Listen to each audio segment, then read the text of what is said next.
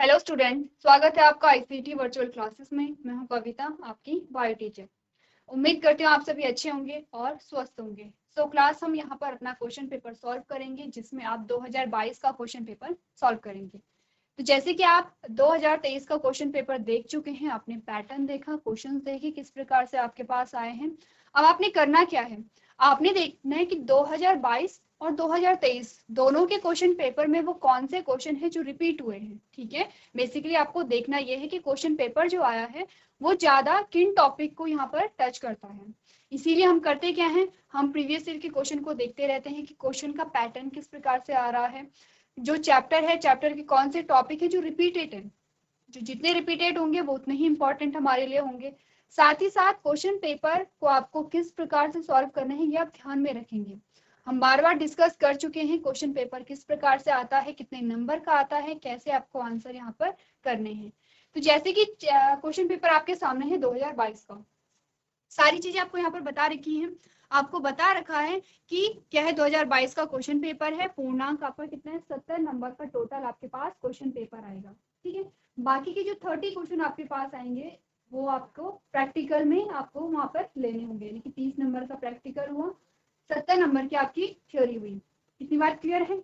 अब चलिए, तो एक तरफ आपको यहाँ पे बता रखा है पूर्णांक के बारे में, दूसरी तरफ आपको बता रखा है टाइम की 3 घंटे का आपका पेपर होता है, जिसमें आपके 70 नंबर का क्वेश्चन पेपर आपके पास आएगा। कुछ इंस्ट्रक्शन आपको यहाँ पर दिए जाते हैं, जिसमें ये बताया जाता है कि टोटल नंबर ऑफ क्वेश्चन कितने होंगे। आपने कहा टोटल आपके पास 30 प्रश्न यहाँ पर आ रखे हैं। ठीक है, अब सभी प्रश्न आपके पास अनिवार्य हैं, यानी कि आपको 30 के 30 क्वेश्चन सॉल्व करने हैं। यहाँ पर आपको करना क्या है, आपको जो 30 प्रश्न आपके पास आए हैं आपको सारे ही क्वेश्चन यहाँ पर अटेंड करने हैं। इसके अलावा आपके पास अथवा में भी प्रश्न आते हैं, और करके क्वेश्चन आते हैं आपके पास, जिसमें आपको ऑप्शन दिए जाते हैं, या तो आप एक क्वेश्चन सॉल्व कीजिए या तो इसके बदले आप दूसरा क्वेश्चन सॉल्व कीजिए। ठीक है, तो यहाँ पर आपको 30 क्वेश्चन को अटेंड करना ही करना है। ठीक है, नेक्स्ट आपको क्या इंस्ट्रक्शन दिए गए हैं कि जो प्रश्न संख्या 1 से 8 तक है वो 1 नंबर के प्रश्न हैं। ठीक है, 1 नंबर के प्रश्न वो आपके पास आएंगे। दूसरा आपने कहा जो 9 से 18 तक के क्वेश्चन आपके पास होंगे वो 2 अंकों के होंगे, यानी कि 2 नंबर के क्वेश्चन होंगे। तीसरा आपको कहा गया कि 19 से 27 तक के जो क्वेश्चन होंगे, यानी कि क्वेश्चन नंबर 19 टू 27, वो कितने 3 अंकों के होंगे, यानी कि 3 नंबर के वो क्वेश्चन होंगे। 28 से लेके 30 तक के जो क्वेश्चन होते हैं वो 5 नंबर के होते हैं। ठीक है, इतनी बात क्लियर है। अब आपको, जैसे कि हमने जब हम बात कर रहे थे, जब आपने 2023 का क्वेश्चन पेपर देखा था, हमने ये बात तब भी रिपीट करी थी। हमने कहा था कि क्वेश्चन जब भी आप सॉल्व करेंगे आप देख लेंगे कितने नंबर का क्वेश्चन है, क्या 1 नंबर का है, 2 का है या 5 नंबर का है। उसी के अकॉर्डिंग आपने अपना जो यहाँ पर आंसर है वो लिखना है। ठीक है, अगला जो आपको इंस्ट्रक्शन दिया गया है उसमें कहा गया कि जो प्रश्न है वो 1 से 4 तक बहुविकल्पी प्रश्न है। ठीक है, जिसमें आपको एमसीक्यूज टाइप के क्वेश्चन दिए गए हैं, स्टेटमेंट दी गई है, 4 ऑप्शन दे दिए गए हैं। आपको सिर्फ और सिर्फ वहां पर क्या करना है, अपने सही ऑप्शन को लिखना है। आपको डिस्क्रिप्टिव आंसर नहीं करना है, सिर्फ अपने सही उत्तर को आपको क्या करना है, चुनना है और उसे लिखना है अपनी कॉपी में। ठीक है, उसके बाद आपको ये बताया गया है प्रश्न पत्र में समग्र पर कोई विकल्प नहीं है, तथापि 2 अंकों वाले 2 प्रश्नों में, 3 अंकों वाले 3 प्रश्नों में और 5 अंकों वाले से भी प्रश्नों में आंतरिक विकल्प प्रदान किए गए हैं। ऐसे प्रश्न में केवल एक ही विकल्प का ही उत्तर दीजिए, यानी कि आपको ये कहा गया कि और में अगर क्वेश्चन आपके पास आता है तो आपको एक ही क्वेश्चन वहां पर क्या करना है, सॉल्व करना है। और कहा गया है कि आवश्यकता अनुसार क्या करना है, चित्र बनाइए, क्योंकि आप बायोलॉजी के स्टूडेंट हैं, इसलिए हमारे लिए जो डायग्राम होते हैं वो बहुत इंपॉर्टेंट हो जाते हैं। कई बार आप क्या होता है कि आपके पास टाइम नहीं है, फॉर एग्जाम्पल आपके पास टाइम नहीं है, आपने बहुत अच्छा वहाँ पे डायग्रामेटिक रिप्रेजेंटेशन कर दिया है, आपको वहाँ पे बहुत अच्छे मार्क्स मिल जाएंगे। क्योंकि अगर डायग्राम आप बहुत अच्छे से समझते हैं इसका मतलब है कि आप थ्योरी भी बहुत अच्छे से समझते हैं। इसीलिए कहा जाता है कि जो भी टॉपिक होता है उससे जितने भी पॉसिबल डायग्राम है वो आपको बनाने होंगे। तो ये सारे इंस्ट्रक्शन हमने पढ़ लिए हैं, इतनी बात क्लियर हो गई है।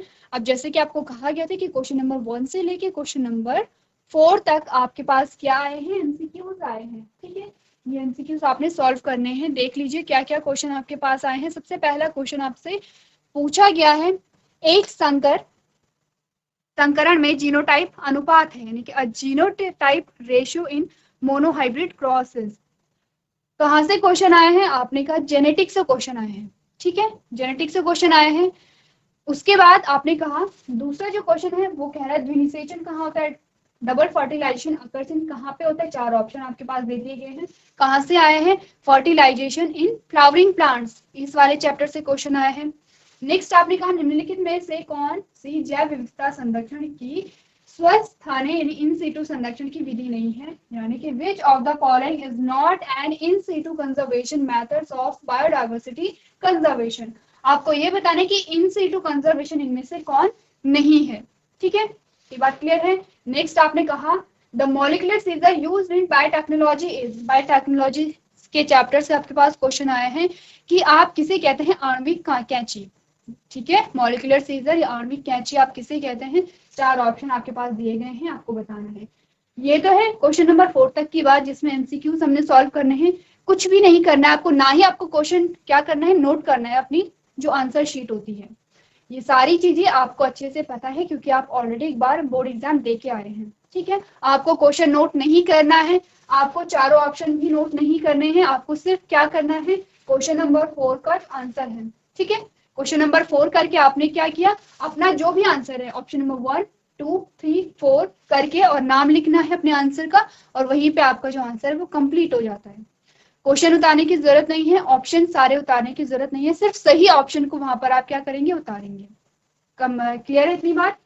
चलिए, अब क्वेश्चन नंबर 5 से आपके पास क्या आता है, क्वेश्चन आंसर आ जाते हैं। अब आपको क्या करना है, आंसर लिखना है अपना।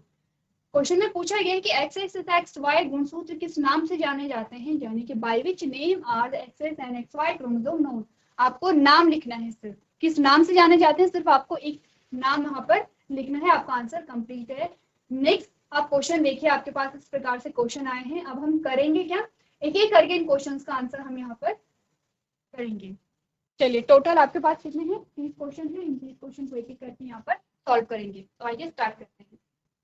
चलिए, तो सबसे पहले क्वेश्चन नंबर 1 से स्टार्ट करते हैं। ठीक है, एमसीक्यूज हमारे पास आए हैं। क्वेश्चन नंबर 1 आपके पास आया है। क्वेश्चन नंबर 1 में आपसे क्या पूछा गया था, the genotype ratio in monohybrid crosses. सबसे पहले यहाँ पर मोनोहाइब्रिड क्रॉस की बात की गई है। ठीक है, मोनोहाइब्रिड क्रॉस का मतलब क्या होता है, मोनो का मतलब है 1 और हाइब्रिड का मतलब है संकरण। संकरण को अगर हम अपनी लोकल लैंग्वेज में कहें तो हमने कहा मिक्सिंग, यानी कि जब एक कैरेक्टर को लेकर के हम क्या करते हैं, एक कैरेक्टर को लेकर के हम दो पौधों के बीच क्रॉस करा रहे हैं, उसे हम मोनोहाइब्रिड क्रॉस कह रहे हैं। ठीक है, दो प्रकार की आपने बात की थी, मोनोहाइब्रिड क्रॉस और डाई हाइब्रिड क्रॉस। मोनोहाइब्रिड में हम एक कैरेक्टर को ले रहे थे, डाई हाइब्रिड में हम दो कैरेक्टर को ले रहे थे। जब हमने यहाँ पर जेनेटिक का जो हमारा चैप्टर था, जब हमने चैप्टर स्टार्ट किया था, हमने कुछ इंपॉर्टेंट टर्म्स को वहां पर देखा था। हमने कहा था कि यदि यहाँ पर क्या है, आपने जीन के बारे में पढ़ा था, आपने एलील के बारे में पढ़ा, जीन लोकस के बारे में पढ़ा, monohybrid cross, dihybrid cross, dominant, recessive, ये सारी चीजें हमने वहां पर पढ़ी थी। ठीक है, तो मोनोहाइब्रिड का मतलब आप समझ रहे हैं। आपने कहा कि एक मोनोहाइब्रिड क्रॉस है, उसका आपको क्या बताना है, जीनोटिपिक रेशियो बताना है। अब दूसरा जो टर्म आपके पास आता है वो है जीनोटाइप। दो प्रकार की चीजें आपने पढ़ी थी, जीनोटाइप और फिनोटाइप। क्या होता है जीनोटाइप और फिनोटाइप, अगर मैं आपसे कहूं, एक है जीनोटाइप,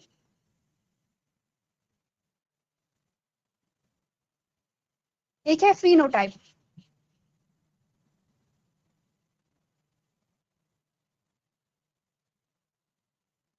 अब आपने कहा कि जीनोटाइप का मतलब सीधा सीधा मतलब है जीन से।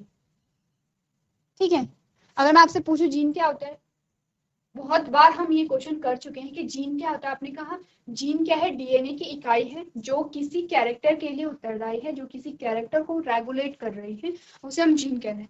आपने कहा किसी भी कैरेक्टर का, किसी भी गुण का जेनेटिक रिप्रेजेंटेशन किस प्रकार का है, वो जीनोटाइप कहलाता है। फिनोटाइप का मतलब है फिजिकल अपीयरेंस कैसी है, दिखने में आपको कैसा दिख रहा है, जो आपको दिख रहा है उसे आप क्या कह रहे हैं, फिनोटाइप कह रहे हैं। ठीक है, अब देखिए, इसी से रिलेटेड हमारे पास दो शब्द और आते हैं, वो है होमोजाइगस और हेटेरोजाइगस। ठीक है, होमोजाइगस और हेटेरोजाइगस। आपने कहा कि अगर आप जीनोटाइप देखते हैं तो आप दो चीजों के बारे में बात करते हैं, होमो और हेटेरो। ठीक है, यानी कि जीन की स्थिति के अनुसार आप कहते हैं ये होमोजाइगस है, ये हेटेरोजाइगस है। क्या होता है होमोजाइगस और हेटेरोजाइगस? आपने कहा सबसे पहले बात करते हैं किसकी, होमोजाइगस की। आपने कहा जब किसी कैरेक्टर के लिए उत्तरदायी जो जीन पेयर है, किसी भी कैरेक्टर के लिए, किसी भी गुण के लिए उत्तरदायी जो जीन पेयर है, उसके दोनों एलील एक ही ट्रेट के लिए कोड कर रहे हैं, तब हमने उन्हें कहा होमोजाइगस। अब आपके सामने बहुत सारे वर्ड्स आ गए हैं, जीन पेयर आ गया है, ठीक है, उसके बाद आपके पास क्या आ गया, ट्रेट आ गया है। तो आपने कहा होमोजाइगस वो है जब किसी कैरेक्टर, अब कैरेक्टर आपने क्या लिया, फॉर एग्जांपल जैसे कि हम हमेशा एग्जांपल लेते हैं हाइट का, ठीक है, हाइट का एग्जांपल ले लेते हैं। हमने कहा हाइट के लिए जो जीन पेयर रिस्पॉन्सिबल है that is capital T capital T, capital T responsible है हाइट के लिए, ठीक है। अब इसके जो दोनों एलील हैं, दोनों एलील कौन है, एक ये है और एक ये है, वो सेम ट्रेट के लिए रिस्पॉन्सिबल है। ट्रेट क्या होते हैं, आपने कहा जो कैरेक्टर है, कैरेक्टर की जो अलग अलग फॉर्म्स होती हैं, जैसे कि हमने कहा हाइट, हम यहाँ पर बात कर रहे हैं हाइट की, और हाइट आपके पास दो प्रकार की हो सकती है। आपने कहा या तो टॉल है, या तो लंबा है, या तो ड्वार्फ है, या तो बौना है, ठीक है। अब ये है आपके, ये आपके पास जो हाइट है, ये आपके पास आता है कैरेक्टर, ठीक है। और इस कैरेक्टर के दो स्वरूप आपके पास आ रहे हैं। आपने कहा टॉल और ड्वार्फ, ये दोनों क्या है आपके पास, ट्रेट है, ठीक है। ये सारी चीजें हम चैप्टर में डिस्कस कर चुके हैं, आपको ये सारी चीजें बहुत अच्छे से समझ आ जानी चाहिए, ठीक है। हमने कहा हाइट क्या है, यहाँ पे कैरेक्टर है, टॉल हाइट है या ड्वार्फ हाइट है, ये क्या है, इसके ट्रेट है। आपने कहा कि जो यहाँ पर आई का कलर है, आई का आंखों का जो कलर है वो कैरेक्टर है। अब आंखें ब्राउन है या ब्लैक है, ये दोनों क्या है, इसके स्वरूप है। अब रंग अलग अलग हो सकते हैं, अपने का रंग क्या है, कैरेक्टर है, लेकिन अलग अलग जो रंग है वो ट्रेट है, ठीक है। यानी कि कलर की जो अलग अलग फॉर्म्स है वो ट्रेट आपके पास आई है, ठीक है।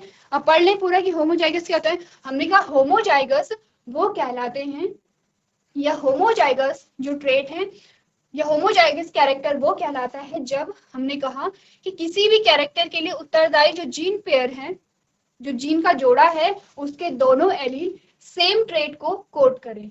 अब ट्रेट क्या था, आपने कहा अगर इसे कहें तो ये भी टॉल है, आपने कहा इसे कहें तो ये भी टॉल है, तो होमोजाइगस है। होमो का मतलब होता है सेम, होमो का मतलब होता है सेम, यानी कि दोनों ही यहाँ पे क्या है, सेम ही ट्रेट के लिए रिस्पॉन्सिबल है। हेटेरो का जस्ट अपोजिट हो जाएगा। आपने कहा कि ऐसा जीन पेयर, ऐसे जीन पेयर या ऐसा जीन का जोड़ा जिसमें दोनों एलील अलग अलग ट्रेट के लिए उत्तरदायी हैं। आपने कहा अगर इसकी बात करें तो ये था टॉल,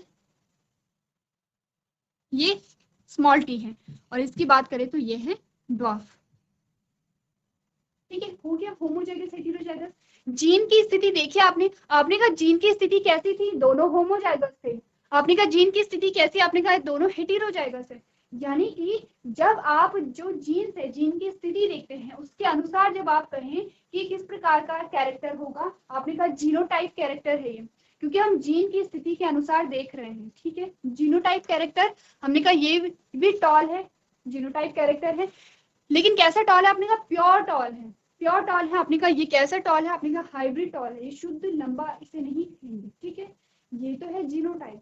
अब हमने कहा फिनोटाइप क्या है, कि जो आपको दिख रहा है, जो फिजिकल अपीयरेंस के बेसिस पे आप कहते हैं। आपने कहा अगर ये आपके पास आया तो ये भी आपने कहा लंबा था या टॉल था, आपके पास ये आया तो आपने कहा ये भी कैसा था, टॉल था।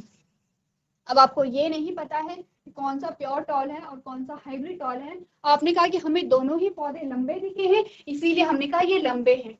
ये तो था फिनोटाइप, ठीक है। फिनोटिपिक क्या है, यहाँ पर आपको अपीयरेंस दिख रही है। आपने कहा जीनोटाइप में अगर आप कहेंगे कि जीन की उपस्थिति के अनुसार बताइए इन दोनों में कौन सा टॉल है कौन सा टॉल नहीं है, आपने कहा अगर जीन की उपस्थिति के अनुसार देखें तो ये क्या है, प्योर टॉल है, और ये क्या है, हाइब्रिड टॉल है।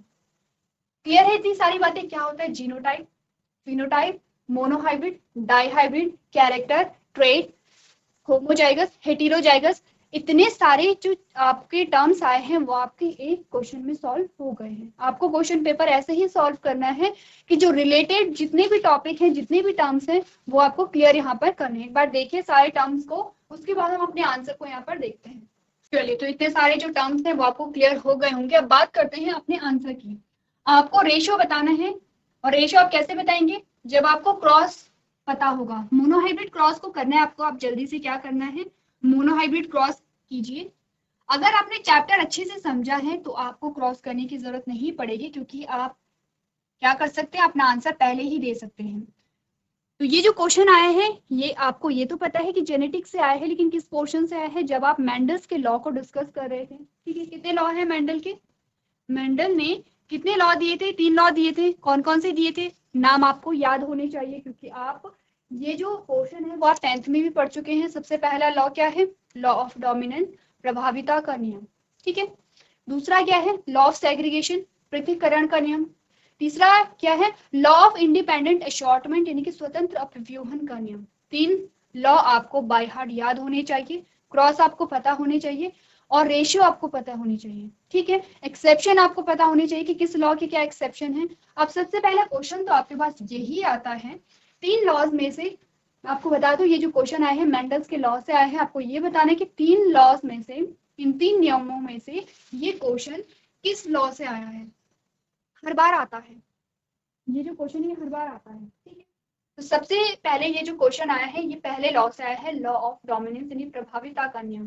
क्या कहता है प्रभाविता का नियम, आपने कहा प्रभाविता का नियम, इसके अनुसार क्या होता है कि जब आपने सेम कैरेक्टर तथा 2 अलग अलग ट्रेट वाले पौधों के बीच में क्रॉस कराया, कैरेक्टर कैसा था, सेम था, ट्रेट कैसे थे, अलग अलग थे, आपने 2 अलग अलग पौधों के बीच में क्या कराया है, क्रॉस कराया है, दोनों का क्या कैरेक्टर सेम था।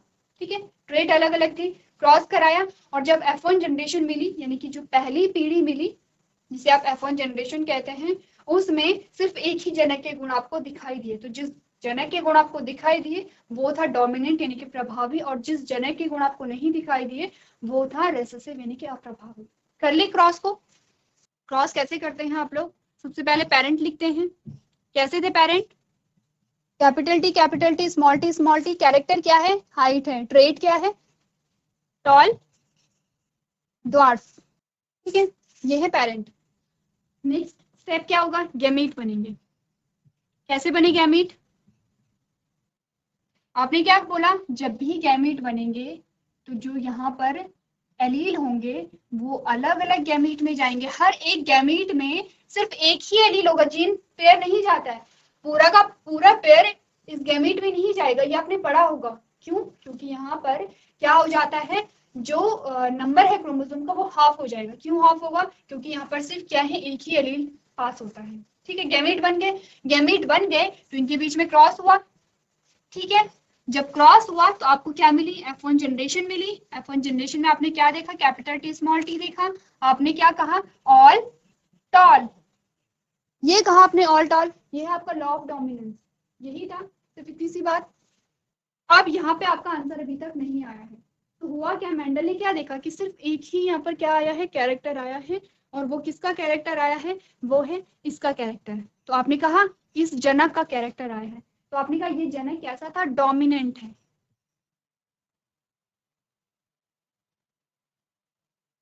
और ये कैसा है, रेसेसिव है, यानी कि ये प्रभावी है, ये अप्रभावी है, क्योंकि इसका कैरेक्टर जो F1 जनरेशन है, जो पहली पीढ़ी है, क्योंकि सारे ही पौधे आपको लंबे मिले। ठीक है, तो ये प्रभावी हुआ कौन, जिसके कैरेक्टर यहाँ पे आए हैं, और जिसके कैरेक्टर यहाँ नहीं आए हैं वो है अप्रभावी, यानी कि जो बौनेपन का गुण है।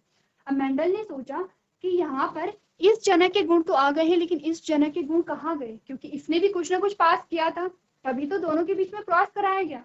आपने कहा अगर इसने भी कुछ ना कुछ पास किया है तो इसके कैरेक्टर कहाँ गए, उसके लिए मेंडल ने क्या किया था, F1 जनरेशन में सेल्फ क्रॉस करा दी।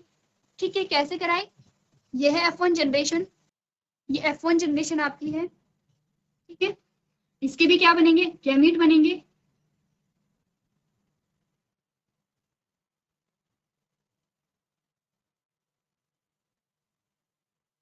ठीक है, अब इनके बीच में क्रॉस हुआ, और क्रॉस हुआ तो देखिए आपको क्या रिजल्ट देखने को मिला।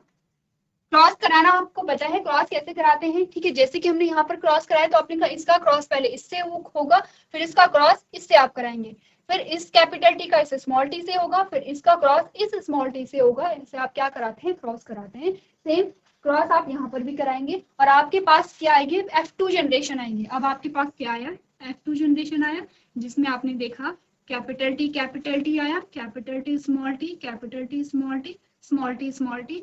टोटल आपके पास कितनी संतति आई है? 4 संतति आई है। क्वेश्चन आपका, जो क्वेश्चन का आंसर है वो आपका यहाँ से होगा। इतनी बात आप समझते हैं, इसीलिए मैं हटा रही हूँ, ठीक है। F1 जनरेशन कैसे आई ये आप समझते हैं, ठीक है। अब आपके पास 4 संतति आई है, ये 4 संतति आई हैं, ये है F2 जनरेशन। आपने कहा ये है टॉल, ये है टॉल, ये है टॉल, और ये है ड्वार्फ, यानी कि बॉना, ठीक है। अब आपको इसका रेशियो बताना है। रेशियो अगर आप बताएंगे तो आपने कहा, रेशियो में आपने कहा कि कितने टॉल है, आपने कहा कितने टॉल है, आपने कहा 3 टॉल है, आपने कहा ड्वार्फ कितने हैं, आपने कहा ड्वार्फ है 1। अभी कौन सा रेशियो है, जीनोटिपिक है या फिनोटिपिक है? आपकी स्क्रीन पर साफ साफ आपका आंसर है। आपने कहा फिजिकल अपीयरेंस के बेसिस पे आपने जो रेशियो दिया था वो था 3:1। लेकिन अगर हम जेनेटिक लेवल पे देखें, हम जीन के स्थिति के अनुसार देखें, तो क्या ये रेशियो सही होगा? आपने कहा कि नहीं। देखते हैं कितने प्योर टॉल हैं और कितने हाइब्रिड टॉल हैं। आपने कहा प्योर टॉल कौन होंगे? जिसमें दोनों एलील सेम ट्रेट के लिए उत्तरदायी होंगे, यानी कि दोनों एलील लंबाई के लिए उत्तरदायी होंगे, वो है प्योर टॉल। आपने ऐसे कितने आपको संतति दिखी? आपने कहा एक ही संतति ऐसी है। फिर आपने कहा कि ये किस प्रकार की संतति हुई? आपने कहा हाइब्रिड टॉल है ये, जिसमें सिर्फ एक ही एलील लंबाई के लिए उत्तरदायी है, दूसरा एलील किसके लिए उत्तरदायी है? आपने कहा ड्वार्फनेस के लिए। टॉल तो है लेकिन कैसा है? हाइब्रिड है। तो कैसी, कितनी इतनी संतति आई? आपने कहा इस प्रकार की संतति 2 आई है। फिर आपने कहा कि यहाँ पर जो ड्वार्फ प्लांट है या बौने पौधे हैं वो कितने हैं? आपने कहा एक ही संतति ऐसे आई है। आप दोनों में से देखिए कि कौन जीन की स्थिति को ज्यादा अच्छे से समझा रहा है। आपने कहा कि जो सेकंड वाला रेशियो है। क्वेश्चन में आपसे पूछा क्या गया था? The genotype ratio in monohybrid crosses. कौन सा होता है जीनोटाइप रेशियो? पहला ऑप्शन कह रहा है 3:1, दूसरा कह रहा है 1:2:1, तीसरा कह रहा है 9:3:3:1 और लास्ट कह रहा है 1:3। आपने कहा ऑप्शन नंबर सेकंड बिल्कुल करेक्ट आंसर आपका होगा। क्लियर है इतनी बात? तो अपने आंसर को आपको करना क्या है? नोट करना है। चलिए, तो पहला प्रश्न आपका सॉल्व हुआ। सेकंड क्वेश्चन जो आपके पास आता है, आपसे पूछा गया डबल फर्टिलाइजेशन अकर्स इन किसमें? एल्गी में, ब्रायोफाइटा में, जिम्नोस्पर्म में या एंजियोस्पर्म में? आंसर क्या होगा आपका? Angiospermic plant. अब बात करते हैं कि डबल फर्टिलाइजेशन क्या होता है, एक बार देख लेते हैं।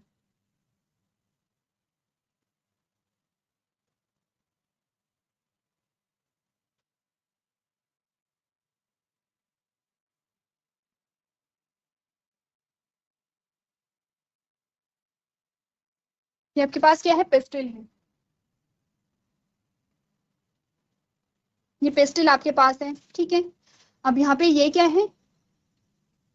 पॉलन ग्रेन है। ये क्या है? ओव्यूल है। और यहाँ पे क्या है?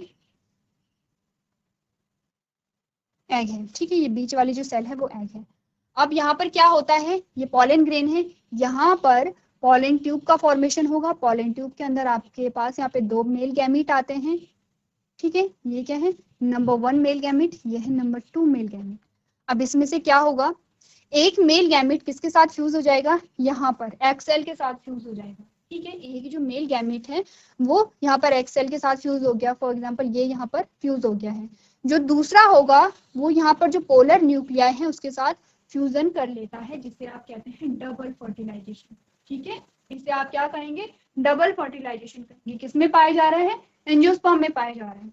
चलिए, नेक्स्ट जो क्वेश्चन नंबर 3 है आपके पास, उसमें पूछा गया है निम्नलिखित में से कौन सी जैव विविधता संरक्षण की स्वस्थानी यानी कि इन सीटू संरक्षण की विधि नहीं है? Which of the following is not an in situ conservation methods of biodiversity conservation? तो यहाँ पर आपका जो आंसर होगा वो होगा नेशनल पार्क, क्योंकि इन सीटू कंजर्वेशन किसे कहते हैं? इन सीटू कंजर्वेशन का मतलब होता है कि किसी भी स्पीसीज या किसी भी जीव का संरक्षण उसके नेचुरल हैबिटेट में करना, ठीक है। चलिए, नेक्स्ट जो आपके पास क्वेश्चन आया है उसमें आपसे पूछा गया है जैव प्रौद्योगिकी में प्रयुक्त आणविक कैंची है। The molecular scissor used in biotechnology is. Molecular scissor किसे कहते हैं? सबसे पहले तो क्या काम होगा सीजर का, ठीक है। बायोटेक्नोलॉजी की सबसे पहले डेफिनेशन पढ़िए, क्या होती है बायोटेक्नोलॉजी। दूसरा, मॉलिक्यूलर सीजर क्या होते हैं, ठीक है। क्या काम होता है उनका। तो ऑप्शन में आपके पास है डीएनए लाइगेज, सेकंड है डीएनए पॉलीमरेज, तीसरा है हेलिकेज और लास्ट है रिस्ट्रिक्शन एंडोन्यूक्लियस। आंसर क्या होगा? ऑप्शन नंबर 4 रिस्ट्रिक्शन एंडोन्यूक्लियस क्या होती है? मॉलिक्यूलर सीजर होती है। तो आंसर नोट कीजिए आप। चलिए, तो अगला जो प्रश्न आपके पास आता है इसमें आपसे पूछा गया है एक्स एक्स तथा एक्स वाई गुणसूत्र किस नाम से जाने जाते हैं। ठीक है, आपको नाम बताना है। आपके सबसे पहले टोटल नंबर ऑफ क्रोमोसोम कितने होते हैं? 23 जोड़े होते हैं। 22 जोड़ों को आप क्या कहते हैं? 23वां जोड़ा क्या कहलाता है? इसके नाम आपको पढ़ के आने हैं। ये है आपका क्वेश्चन होमवर्क में। ठीक है, होमवर्क में पढ़ेंगे कि क्या कहते हैं एक्स एक्स और एक्स वाई क्रोमोसोम को। तो आज के सेशन में हम इतना ही करेंगे। अभी तक क्लास में बने रहने के लिए आपका धन्यवाद।